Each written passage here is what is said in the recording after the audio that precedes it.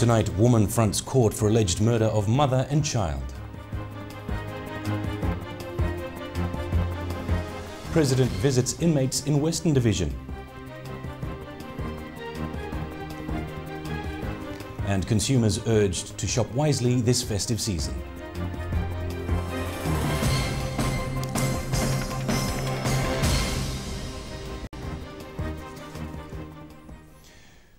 The 22-year-old woman accused of killing a 33-year-old mother and her 7-month baby has had her case transferred to the High Court.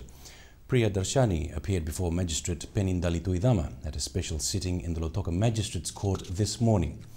The woman has been charged with 2 counts of murder and 3 counts of attempted murder. Magistrate Ndalituidama ruled that the seriousness of the case compelled him to transfer it to the High Court, as it was out of his jurisdiction. Darshani is alleged to have murdered the mother and her 7-month-old daughter at their home in Visese last Wednesday. The deceased woman's 3 other children are currently recovering at the Lautoka Hospital following the brutal attack. Police say the husband of the murdered woman is alleged to have been in a de facto relationship with the accused. They all lived in the same home until the time of the murder. The case has been adjourned to the 24th of January and the accused has been remanded. Inmates at the Bar Correctional Facility were surprised after a visit from the President, Ratu Epeli Nailatikau, yesterday. The head of state visited these inmates in prison dormitories, personally delivering his Christmas wishes to those incarcerated here. Patients admitted at different hospitals in the Western Division were also pleasantly surprised after Ratu Epeli also personally delivered his best wishes for Christmas and the New Year to them. The President visited hospitals in Korovo, Nayavu, Rakiraki, Tavua, Ba and Lautoka yesterday. He is scheduled to visit Nandi, Singatoka, Navua and Lami today on his way back to Suva.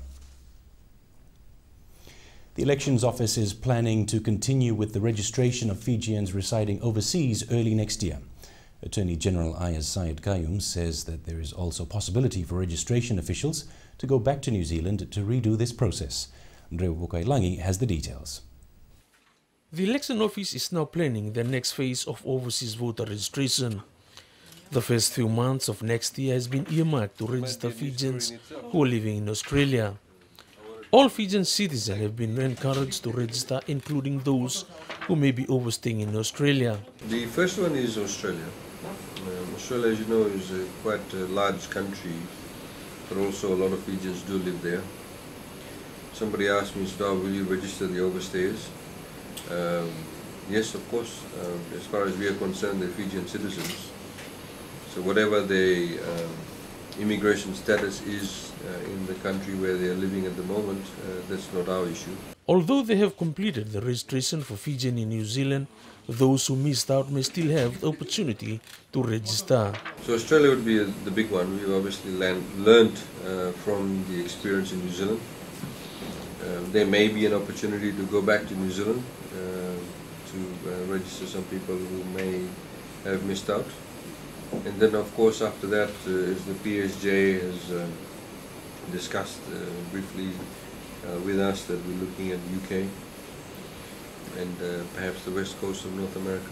The AG ruling out the use of online registration to register those who reside overseas. We don't have that level of,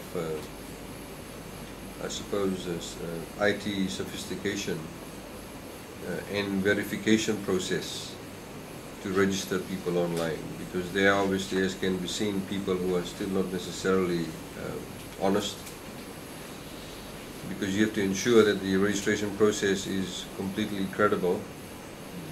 Otherwise you may have somebody sitting in Sydney and registering 100 people who don't exist. More than 500,000 voters have registered for next year's election.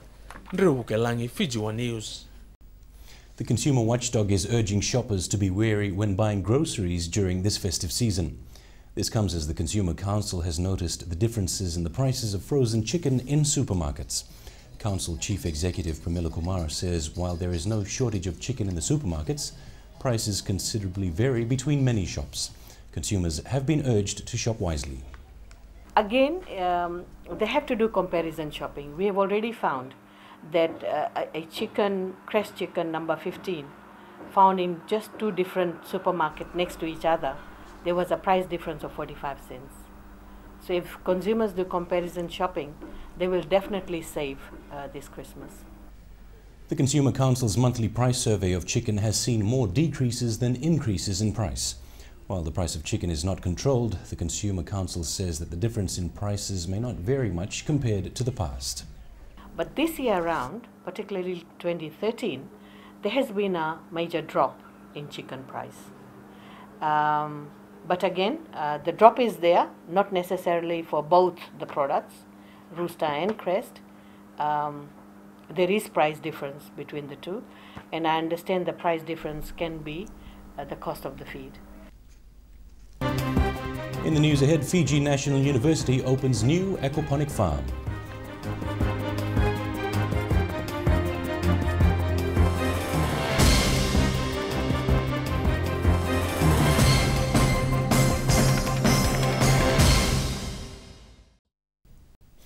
Welcome back. Our agriculture sector has taken a giant leap forward, and that's thanks to the opening of the Fiji National University's innovative and environmentally friendly aquaponic farm in Lenga Lenga outside Nandi.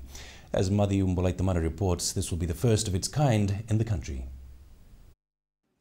Aquaponics may be a foreign lingo to many, but put simply, it is a mutually beneficial cultivation of plants and aquatic animals in a circulating or closed system which releases no wastewater into the environment or any loss of water from the system by transpiration or evaporation could be replaced with stored rainwater. The aquaponic site nurtures fish and plants together in one integrated system. The fish waste provides an organic food source for the growing of plants, and the plants provide a natural filter for the water that the fish live in. What a perfect combination. The project, which cost the university a little over $50,000 to complete, will be used as a model farm for budding enthusiasts to learn and adapt to the newest rave in agricultural circles. The establishment of FNU's aquaponic farm here in Lenga Lenga will be a key in assisting towards import substitution. The reason I say this is because the center will not only produce high-end products such as vegetables and herbs to meet local demand, but also teach students how such crops can be grown.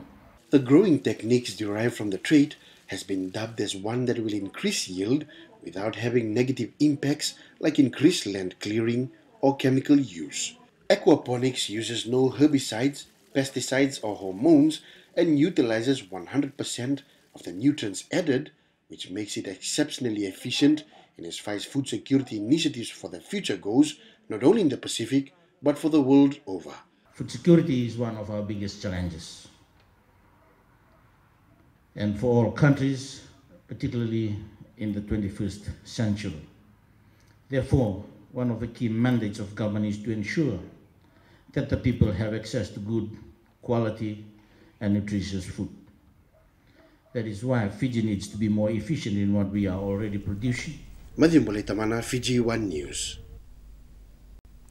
Government's plans to gradually decrease our fuel import bill is coming along well. This was revealed by Prime Minister Komodo Voreqe Bainimarama when he opened the Rukua solar project, hinting that more of these types of projects can be expected in the coming year. The solar system in the village of Rukua in Benga is the first of its kind in Fiji, built by government along with Japan International Cooperation Agency. With most villages in the outer island using generators, this type of solar project is expected to decrease our billion-dollar fossil fuel import bill. By providing a reliable source of energy, I have no doubt that a number of development opportunities will be unlocked. Fiji as a whole will also benefit from this initiative. We cannot continue to spend $1 billion a year on fossil fuels. We need to, as a matter of urgency, develop alternative sources of energy, which of course includes harnessing the power of the sun. The Prime Minister having a clear goal of what this solar power system will bring to the people of this village. Ladies and gentlemen, we are keeping our promises to the people to deliver better services. Previous governments promised, we promise and we deliver. I consider rural and maritime community development is one of government's most important tasks. And by this, I don't just mean providing basic services such as water, roads and electricity. We also need to unlock the development potential of these areas, and where possible, we need to help them develop new economic opportunities. And more good news to those in the maritime zone, with government planning to build more of this solar system in the not too distant future. And I'm pleased to note that this is the first solar energy system at village level to be implemented in Fiji. I have every hope and expectation that this will set a precedent for the rest of the country. I believe that initiatives like this will continue to support Fiji's development and, of course, increase the participation of rural Fijians in the economic growth of the country. This solar project cost $800,000. Ndrabukelangi, Fiji One News. Close to 20 top executives of the public service will be better placed to analyze public policy. Facilitated by expert training from the Pacific Islands Center for Public Administration, it'll go a long way in building capacity for senior executives. These are the senior executives of our civil service who usually handle policy disputes within government ministries. With the changing expectations and demands of civil servants as well as governments, these executives will now be able to carry out their job more efficiently. Policy analysis takes place in a very complex environment, political environment.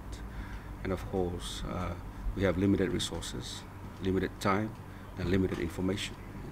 And those are the key sort of challenges of policy analysis. However, this is just the first step towards making the public service more productive. The main thing is to take the knowledge and try and put it into use.